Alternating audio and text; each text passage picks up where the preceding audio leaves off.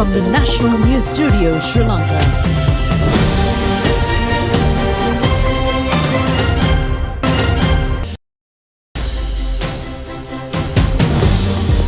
Pleasant evening and a very warm welcome to the National News Broadcast. We are coming to you live from the Rupavahini's News Studios. I'm Dilanjali Ananda. Very good evening indeed. I'm Charita Vinipurarachi. And now let's move on to the headlines for tonight's news.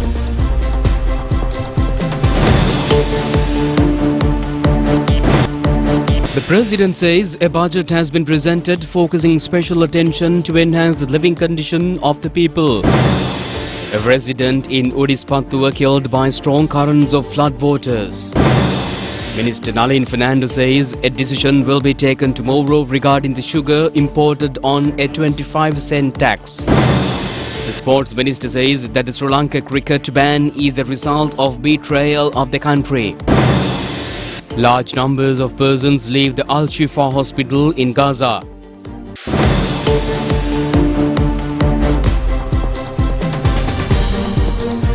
On to those and other stories in detail now, and starting off with the top local story. President Ranil Wickremesinghe says a budget for next year has been presented in Parliament focusing special attention on enhancing the living condition of the people, even amidst the most serious economic crisis of the country in its history.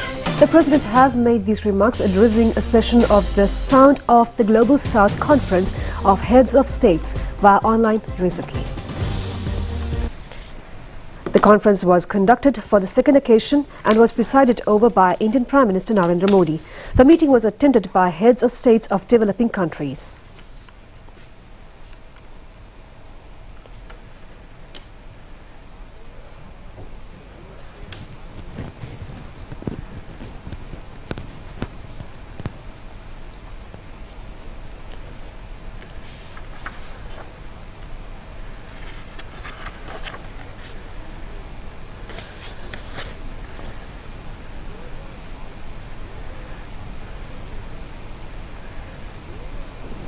I must first commend Prime Minister Modi for summoning the second Voice of the Global South Summit. The success of the first summit has ensured this meeting. It is to further the vision that we have of one earth, one family, one future. Unfortunately, on this issue, there is a wide gap between the global south and the global north. India is in a position to bridge that gap, and we wish the Prime Minister all success in this effort. Since I spoke at the last meeting, there have been new developments. Though the focus was on economic issues, we have to take into consideration also the political issues, which is the background. We have seen continued fighting in Ukraine. We have seen Hamas attack Israel and Israel attack Gaza. At the same time, we have not seen any progress in removing the settlers from the West Bank, which is the entitlement of the Palestinians. There are tensions in other areas. Within this background, we find there still has not been sufficient progress in regard to economic issues. First and foremost is the question of the debt settlement. As you know, Sri Lanka reached bankruptcy, but now we are on our way to have debt sustainability, which I hope we will achieve by end of the year. But that doesn't mean that all can do it, and Sri Lanka supports the write-off of debts of all low-income countries. That has to take place. Let us also look at the environment and the issues affecting the climate. We are attending the COP28 in a few days' time, but there hasn't been sufficient progress on the loss and damage fund. We cannot accept the proposition of the global north that it should be confined only to the developing island states. There has to be a criteria to bring in other countries which also require funding. Therefore, it is essential that we reach an agreement, otherwise it will only result in the two sides growing further apart. This is not the only issues we have. We want to see a restructuring of the multilateral development banks representing the realistic position of the global economy. These must take place and the global north must agree to it. There is also the question of trade.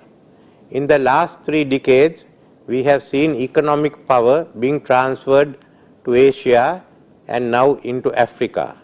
Now this process must continue, but there has been disruptions in the international trade. For instance, the WTO is now being disregarded. First, it was the issue of not appointing members to the appellate body, but now it's a total disregard, and this is being done by the global north without consultation with the global south. We must resist it. We must ensure that the global south is also able to write the rules. If one side writes the rules, we cannot accept it. All must get together, write the rules. There must be unity of voices and unity of purpose. Otherwise, we cannot succeed. I must also mention here, as I did last time, Sri Lanka's economic development, because this is where the South-South cooperation matters. As I mentioned earlier, it was India that came to our help with a loan of $3.5 billion. We could not have survived. And I must also thank Bangladesh again for the $200 million loan they gave us. We are in the process of repaying those loans. That there has to be closer cooperation between our two countries. It's not only that India helped us, but now we are going ahead with economic cooperation. As India grows, and the fast growth of India will also help Sri Lanka. We feel that there has to be more South-South cooperation. Therefore, I hope in this discussion that we could come to a framework agreement on how the global south will cooperate and what are the basic issues on which we agree and which must be included in the rules, new rules that are being written for the global economic order. And the Department of Meteorology says rainy weather is continuing in many parts of the island. Heavy rainfall continues to inundate low-lying areas and roads in many areas. The water level in the Kalu River has risen, paving the way for the inundation of several low-lying areas and roads. Our reporters say that vehicular transport has been obstructed due to the Ratnapura Alupatha main road and the Athoy area coming underwater.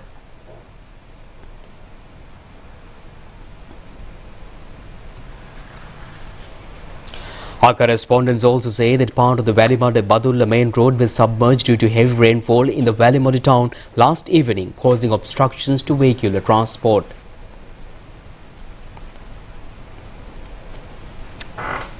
A massive earth boulder with large trees has fallen on the road near the Puholpotha reservoir in Valimada-Badulla section of the Nuwara-Eliya-Badulla road. As a result, the entire road was blocked and police have informed drivers that vehicles travelling towards the direction of Badulla and between Nuwara-Eliya and Valimada South use the Valimada, Bandaravela and Badulla roads.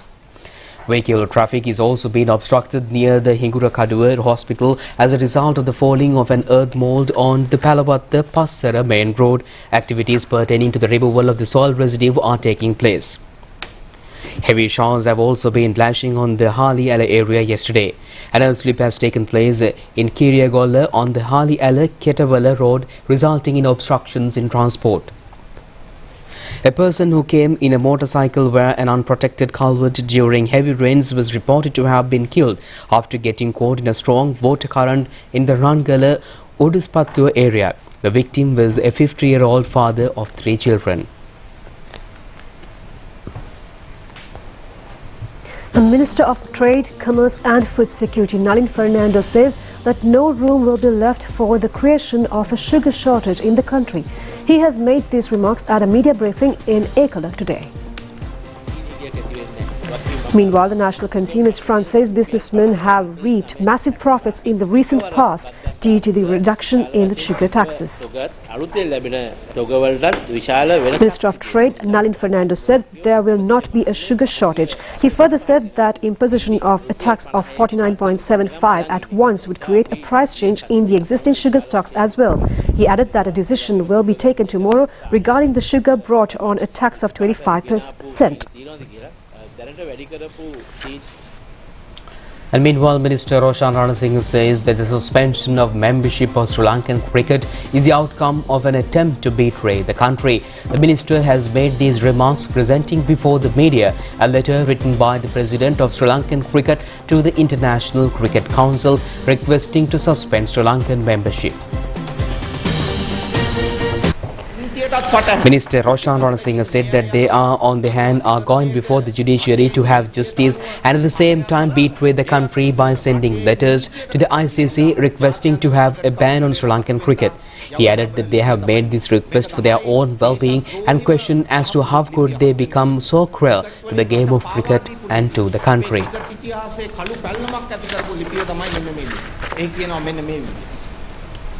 The newly constructed Chaitya of the Nelumvila Viharasthana in Simbalagoda, Polgas Ovita was declared open yesterday. The meritorious ceremony was conducted in parallel to the birthday of former President Mahinda Rajapaksa. The Pinkama has been organized under the patronage of the chief incumbent of the Nelumvila Viharya, Venerable Vitarana Deni Medhananda Thera. The newly constructed Buddha Shrine Rim Chamber of Sacred Relics and the Hall of the Almsgiving has also been declared open through participation of Minister Dr. Bandula Gunawardena and parliamentarians Gamini Lokuge and Sarath Weerasekara. Former President Mahinda Rajapaksa has unveiled the pinnacle of the Chaitya, a magazine which illustrates the historical path trod by the Viharasthana since its inception was presented to the Mahasangha and to the former President.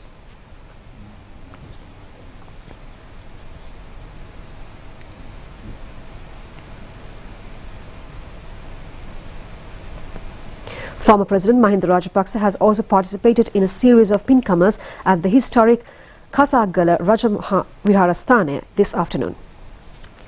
He has also venerated the sacred relics brought from Digavapi.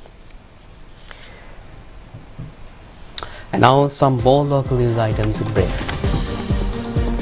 A program to cultivate 25,000 coconut saplings has taken place in Kachi in Kilinochchi yesterday. The event has been organized under the Coconut Triangle project at the Ministry of Plantation Industries. It is envisaged to plant 100,000 coconut saplings in 40,000 acres of land in the northern province. A live hand grenade was found on the bunt of the Kantale reservoir yesterday.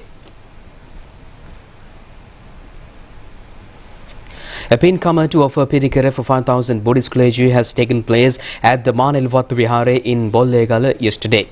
The pincomer conducted for the 18th occasion was under the patronage of chief incumbent of the Vihare, Venerable Bodhagama Chandibatera.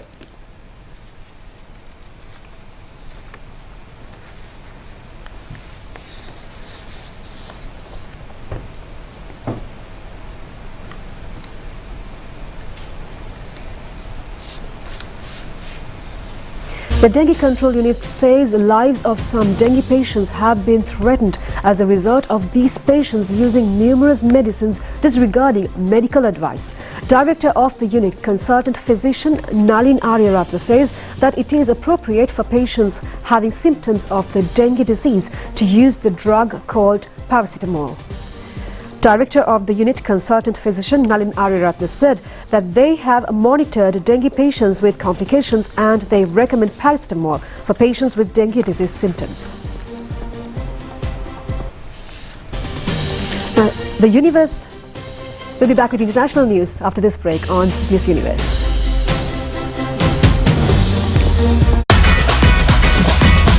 Prima Kutumi, Pantamai.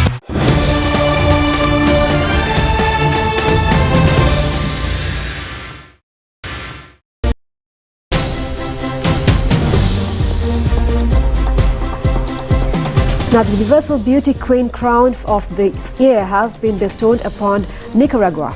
The second place has been secured by Thailand.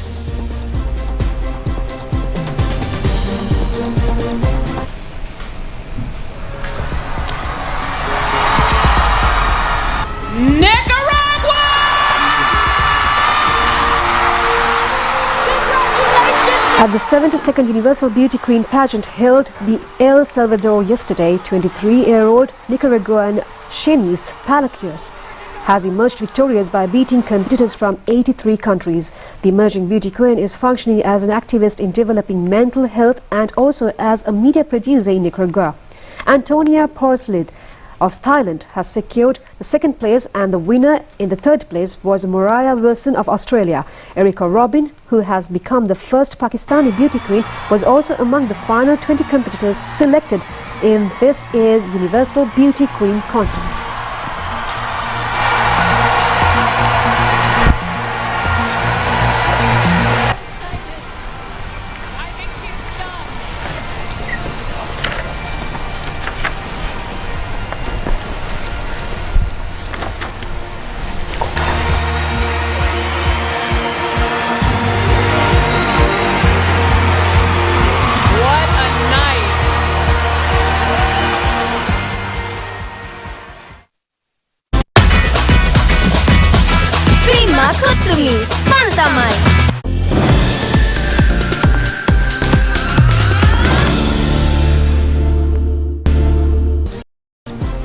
On sports news, Australia won the toss and elected to field first against India in the 2023 ICC Cricket World Cup final.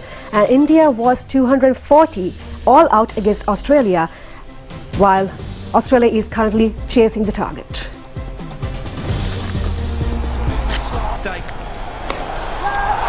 A miss-up, finally a miss-up. Could this be a moment? One of the great catches under pressure. Goal touch there, yes there is. The halfway point in the innings. Prima Kutumi, Pantamai.